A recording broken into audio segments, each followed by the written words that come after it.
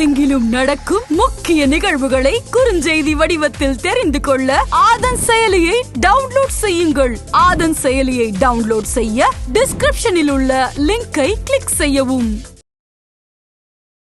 பாஜகவின் அகில இந்திய தலைமை நாடாளுமன்ற தேர்தல் நெருங்கும் வரை அதிமுகவோடு மறைமுக பேச்சு நடத்தி கொண்டுதான் இருந்தது. கூட்டணிக்கு முயற்சி செய்தது. அண்ணாமலையின் விருப்பத்தையும் மீறி பாஜக தலைமை ஒரு முயற்சியை எடுத்தது. அமித்ஷா கதவுகள் திறந்துதான் இருக்குன்னு சொன்னாரு. அதை தவிர நீங்கள் ஆட்கள் தூதுவர்கள் மாதிரி எமிசரி மாதிரி 1-2 பேர் போய் பேசினார்கள்.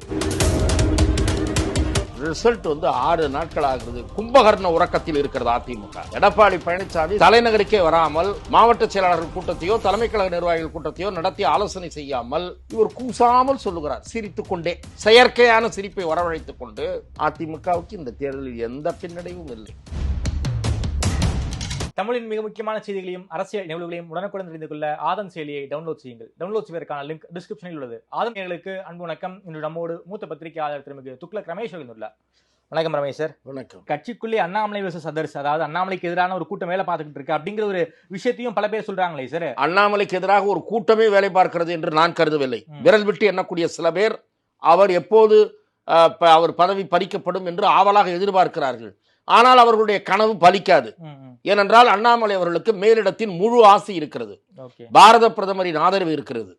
அதன் காரணமாகத்தான் அவர் அமைச்சர் பதவியில் இல்லாமல் தமிழகத்தில் தொடரக்கூடிய நிலைமை உருவாக்கப்பட்டிருக்கிறது. இவர்கள் விரும்பினாலும் விரும்பாவிட்டாலும் அண்ணாமலை தொடருவார். அந்த மிகச்சிலர் தங்களுடைய உழைப்பை உரிய வகையில் செலுத்தாதவர்கள். அவர்கள் விரும்பினாலும் விரும்பாவிட்டாலும் அண்ணாமலை இந்த மாநில தலைவர் பதவியில் தொடருவார். ஆகவே நான் திரும்ப உங்கள் கருத்துக்கு வருகிறேன்.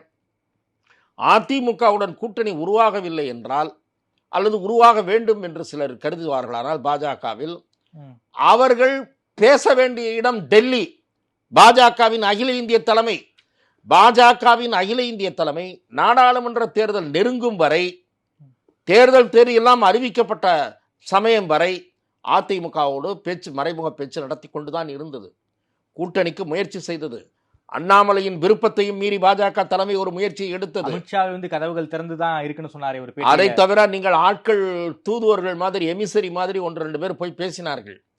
அப்படி பேசி அதிமுக ஒத்துக்கொள்ளவில்லை. அதிமுக முதலில் என்ன சொன்னது? இந்த கூட்டணி முறிவுக்கு அண்ணாமலை மீது பழி போட்டது. பிறகு என்ன சொன்னார்கள்? அது ஏதாவது கொஞ்சம் பலவீனமாக தெரிகிறது என்று நினைத்து அப்படியல்ல, ஒட்டுமொத்த கட்சியும் பாஜக வேண்டாம் என்று சொல்லிவிட்டது. ஆகவே அண்ணாமலை எல்லாம் காரணம் அல்ல என்று ஒரு காரணத்தை சொன்னார்கள். இப்போது அதற்கு மாறாக மீண்டும் அண்ணாமலை என்று ஆரம்பிக்கிறார்கள்.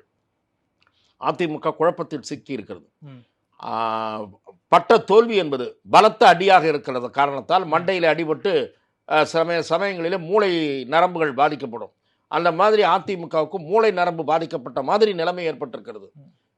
இந்த தோல்வி என்பது அவர்களை கலக்கமடைய செய்திருக்கிறது.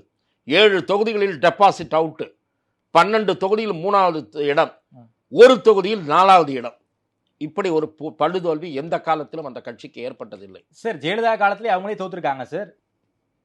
உங்களுக்கு விவரம் புரியவில்லையா என்று நினைக்கிறேன். செல்வி ஜெயலலிதா அவர்கள் தோற்றால் அவர் மீண்டும் அந்த கட்சியை உயிர்ப்பித்து எழுத்து கொண்டு வந்தார். நீங்கள் வரிசையாக தோல்வி அடைந்திருக்கிறீர்கள். அதே மாதிரி எம்ஜிஆர் காலத்தில் ஒரே ஒரு எம்பி தான் ஜெயித்தார். அதன் பிறகு என்ன ஆயிற்று? அந்த கட்சி மீண்டும் நிமிரவில்லையா? சட்டமன்ற தேர்தலில் அந்த கட்சி ஆட்சி பிடிக்கவில்லையா? செல்வி ஜெயலலிதா காலத்திலும் ஜெயிக்கவில்லை. அதனால் ஜெயலலிதாவும் எம்ஜிஆரும் எடப்பாடியும் ஒன்று என்று சொல்ல போகிறீர்களா? நீங்கள் நகர்ப்புற உள்ளாட்சியில் தோல்வி, ஊரக உள்ளாட்சியில் தோல்வி, நாடாளுமன்றத்தில் தோல்வி, 2 தோல்வி. எத்தனை தடவை தான் தோப்பீங்க சார்? எடப்பாடி என்ன சொல்றாரு? மோடி 8 முறை தமிழ்நாட்டுக்கு வந்தாரு, அவங்களால பாஜகவில் பெருசா ஜெயிக்க முடியாது. நான் தனி ஒருவனா தமிழ்நாடு முழுக்க பிரச்சாரம் பண்ணியிருக்கேன். 2019 விட இந்த வருஷம் 1% கூடுதலா நம்ம ஓட்டு % வாங்கியிருக்கோம். அதை விட இது பெரிய வெற்றின்னு எடப்பாடி அவர்கள் சொல்றாரே சார். அது ஒரு தவறான ஸ்டேட்மெண்ட். 2019 அவர் எத்தனை தொகுதியில் போட்டிட்டார்? இந்த முறை எத்தனை தொகுதியில் போட்டிட்டார்? அதையும் சேர்த்து சொல்லணுமா இல்லையா? ஏன் பாதி உண்மையை பேசுகிறார்? ஒரு அரசியல் தலைவருக்கு நாணயம் இருந்தால் முழு உண்மையை பேச வேண்டும். 2019 விட 24 அதிக இடங்களில் போட்டியிட்டு நீங்கள் 1% தான் கூட வாங்கியிருக்கீங்க. கடைசியா நடந்த தேர்தல் என்ன? 2019 தானே? அதுக்கு பிறகு தேர்தல் நடக்கலையா? 21 நடுவில் சட்டசபை தேர்தல் நடந்ததில்ல? அதுல இருந்து அடி வாங்கி எவ்வளவு கீழே இறங்கி இருக்கீங்க, அதை பார்க்க மாட்டீங்களா? சீமான் 8% வாங்கியிருக்காரு. நீங்க வளர்ச்சியை காட்டினீங்களா? உங்களை விட சீமான் செல்வாக்கு மிக்கவர்னு சொல்லலாமா? ஒரு வாரம் இருமுறை இதெல்லாம் ஒரு கட்டுரை வந்திருக்கு சார். அண்ணாமலையால் தான் பாஜக சின்னாபின்னம் ஆயிட்டுன்னு ஒரு கட்டுரை வந்திருக்கு சார். இதை பத்தி உங்க பார்வை சார்? நான் பத்திரிகையில் வெளிவருகிற கட்டுரைகள் விமர்சனங்கள் பற்றி சக பத்திரிகையாளராக இருந்து நான் விமர்சிக்க விரும்பவில்லை. அவ்வாறு எழுதுவதற்கு அவர்களுக்கு முழு உரிமை இருக்கிறது. என்னை பொறுத்தவரை அந்த விமர்சனத்தை நான் ஏற்கவில்லை. நான் தரவுகளோடு பேசுகிறேன், தரவுகளோடு சொல்லுகிறேன். அண்ணாமலை காலத்தில் பாஜக வளர்ந்திருக்கிறது. அண்ணாமலை இளைஞர்களை ஈர்க்கக்கூடியவராக, தமிழகத்தில் மாற்று அரசியலை முன்னெடுக்கக்கூடியவராக, வேகமாக செயல்படக்கூடியவராக இருக்கிறார். அதற்கு ஒரு வரவேற்பு இருக்கிறது. Okay sir. அதாவது ஓபிஎஸ் அவர்கள் சொல்றாங்க, அதே போல சசிகலா அவர்கள் சொல்றாங்க, பிரிந்தவர்கள் ஒன்று சேர்ந்தாதான் அதிமுகவை வெற்றி பாதைக்கு அழைத்து செல்ல முடியுங்கிற ஸ்டேட்மெண்ட் 2 பேருமே சொல்லியிருக்காங்க. அதற்கு அதிமுக தரப்பிலிருந்து, எடப்பாடி தரப்பிலிருந்து நோ தடான்னு சொல்லியிருக்காங்க. என்ன சார் நடந்துகிட்டு இருக்கு?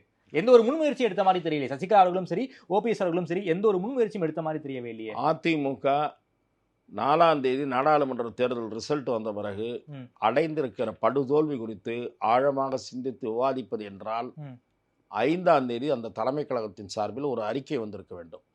மக்கள் அளித்த தீர்ப்பை ஏற்றுக்கொள்கிறோம், 8ஆம் தேதி 9ஆம் தேதி ஏதாவது ஒரு தேதியை நிர்ணயித்து தலைமை கழகத்திலே ஒரு ஆலோசனை கூட்டம் நடைபெறும் என்று நிர்ணயித்திருக்க வேண்டும்.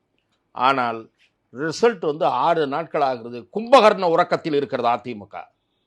எடப்பாடி பழனிசாமி சேலத்தில் உட்கார்ந்து பேட்டி கொடுத்து கொண்டு தலைநகருக்கே வராமல், மாவட்ட செயலாளர்கள் கூட்டத்தையோ தலைமை கழக நிர்வாகிகள் கூட்டத்தையோ நடத்தி ஆலோசனை செய்யாமல் ஜெயித்து விட்டது போலவே பேட்டி கொடுக்கிறார். எங்களுக்கு எந்த பின்னடைவும் இல்லை என்று சிரித்துக் கொண்டே சொல்லுகிறார். இப்படி சொல்லுவதற்கு அவருக்கு கொஞ்சமாவது ஒரு தயக்கமே இல்லையே. உண்மை நிலை என்ன என்று ஊடகத்தினருக்கு தெரியாதா? எதிரே உட்கார்ந்தவர்களுக்கு தெரியாதா? நீங்கள் ஒரு முன்னாள் முதலமைச்சர் என்ற காரணத்தினால் அவர்கள் என்ன சார் இப்படி பேசிக்கொண்டிருக்கிறீர்கள் என்று உங்களை பார்த்து கடுமையாக கேள்விகளை கேட்கவில்லை. அவர்கள் வேறு சில இடங்களில் போய் கடுமையாக கேள்விகளை சில நண்பர்கள் கேட்டுக்கொண்டிருக்கிறார்கள்.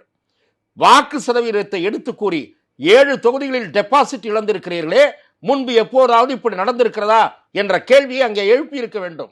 அப்படி எழுப்பவில்லை. 13 இடங்களில் 3வது இடத்திற்கு போயிருக்கிறீர்களே, 60-70 சட்டமன்ற தொகுதிகளில் பாஜகவை விட பின்னாலே உங்கள் ஓட்டு இருக்கிறதே என்றெல்லாம் கேட்கவில்லை. அதன் காரணமாக இவர் கூசாமல் சொல்லுகிறார், சிரித்து கொண்டே, செயற்கையான சிரிப்பை வரவழைத்துக் கொண்டு அதிமுகவுக்கு இந்த தேர்தலில் எந்த பின்னடைவும் இல்லை என்கிறார். ஆகவே தேர்தலில் ஏற்பட்ட மோசமான தோல்வி குறித்து ஆராய வேண்டும். அதிமுகவிலிருந்து பிரிந்து சென்றவர்கள், நீக்கப்பட்டவர்கள் அனைவரையும் இணைத்துக் கொண்டு கட்சியின் கீழ்மட்ட நிர்வாகிகளுக்கும் தொண்டர்களுக்கும் நம்பிக்கை ஊட்ட வேண்டும். ஒன்றிணைவது நடக்காவிட்டால் இவர்கள் ஒருவரை ஒருவர் மாறி மாறி திட்டுவது அடுத்த 15 நாட்களில் நடக்கும். Okay sir. திரு புகழேந்தியோ திரு கே.சி. பழனிசாமியோ எடுக்கிற முயற்சி, அதே போல இன்னொரு பக்கம் திரு ஓ பன்னீர்செல்வம் விடுக்கிற அழைப்பு, இன்னொரு பக்கம் திருமதி சசிகலா அம்மையார் விடுக்கிற அழைப்பு, இவற்றையெல்லாம் திரு எடப்பாடி பழனிசாமி தரப்பு நிராகரிக்குமானால் இனி இவர்கள் என்ன செய்வார்கள்? எடப்பாடி பழனிசாமி சுயநலமி, அவர்கள் பக்கம் இருப்பவர்கள் ஊழல் என்று பேசுவார்கள். இப்படி பேசுகிறவர்கள் ஊழல் சந்தர்ப்பவாதி என்று அவர் பேசுவார். இது மீண்டும் தலைதூக்கும். ஒருவரை ஒருவர் அசிங்கப்படுத்தி சேற்றை வாரி வீசுகிற வேலை மிக விரைவில் தொடங்கும். இந்த ஒற்றுமை நடைபெறாவிட்டால். ஒற்றுமை நடைபெற்றால் அந்த தொண்டர்களுக்கு நம்பிக்கை பிறக்கும், நிர்வாகிகளுக்கு நம்பிக்கை பிறக்கும். தனிப்பட்ட சில சுயநல ஆதாயத்திற்காக முனுசாமி போன்றவர்கள் தாங்கள் 2ஆம் இடத்தை பிடித்துக் கொண்டோம், அதிலிருந்து நகரக்கூடாது என்பதற்காக, வேறு 1-2 பேர் அதே மாதிரி நோக்கத்துக்காக எடப்பாடி பழனிசாமிக்கு இல்லாத தகுதி, இல்லாத புகழரை எல்லாம் சூட்டி அவர் எம்ஜிஆர் ஜெயலலிதா என்கிற அளவுக்கு தூக்கி பிடித்து கட்சியை கீழே போட்டு விட்டார்கள். இதுதான் நடந்திருக்கிறது. Okay sir. எடப்பாடி அவர்கள் உறுதியா இருக்காரு, பாஜக வேண்டாம்னு சொல்றாரு. ஆனா வேலுமணி அவர்கள் பாஜகவோடு கூட்டணி வைத்திருந்தால் நாம 20 தொகுதி வரைக்கும் ஜெயிக்கலாம்னு சொல்றாரு. என்ன சார் 2 பேருக்குள்ளேயும் ஒரு கருத்து வேறுபாடு, ஒரு மோதல்? அதிமுக மோதல்லாம் உருவாகி விட்டதா என்று நான் சொல்ல தயாராகவில்லை. எடப்பாடி பழனிசாமி அவர்கள் எப்படி அவரை சுற்றி சில பேரை வைத்துக் கொண்டிருக்கிறாரோ அதே போல திரு எஸ்.வி. வேலுமணி அவர்களுக்கும் ஒரு ஆதரவு வட்டம் கட்சிக்குள் இருக்கிறது. கிட்டத்தட்ட 10 சட்டமன்ற உறுப்பினர்கள் அவர் பின்னால் இருக்கிறார்கள். அதே போல சில மாவட்ட செயலாளர்கள் அவர் பின்னால் சாலிடாக இருக்கிறார்கள். ஆகவே அவர் ஒரு பவர் சென்டர். அவரெல்லாம் இவர் கட்டுப்படுத்த முடியாது. ஜெயக்குமார் வழியா அவர் சொந்த கருத்துன்னு சொல்லிட்டு போகலாம். ஆனால் வேலுமணி தலைமை கழகத்தில் கூட்டம் நடக்கும்போது கேட்பார், ஏப்பா நான் என் கருத்து சொந்த கருத்துன்னு உன் கருத்து என்ன கருத்துப்பான்னு கேட்டுருவார். நிச்சயமாக கேட்பார். ஆகவே வேலுமணி ஒன்றும் பலவீனமான மனிதர் அல்ல இவர் நினைக்கிற மாதிரி. எடப்பாடி பழனிசாமி திரு எஸ்.பி. வேலுமணி, திரு சி.வி. சண்முகம் போன்றவர்களுடன் விளையாட முடியாது. இவர் தன்னை ஒரு ஆளுமே நினச்சிட்டு இருக்காருல்ல, இந்த மாதிரி குட்டி தேவதைகளை விட்டு பேச விடலாமே தவிர நேருக்கு நேர் அவர்களிடம் பேச முடியாது. ஆகவே அதிமுகவுக்குள் கருத்து வேறுபாடுகள், தலை தூக்கி இருப்பது உண்மை.